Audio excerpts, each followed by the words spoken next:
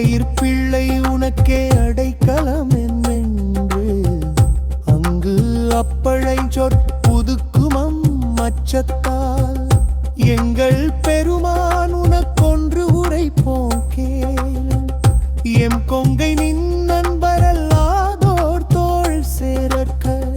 M கை உனக்கல்லாது எப்பணியும் செய்யற்க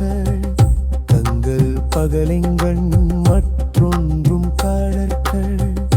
இங்கு இப்படி எமக்கு எங்கோ நல்குதியே எங்களில ஞாயிறு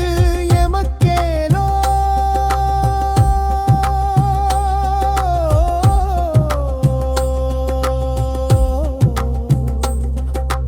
எம்பாவா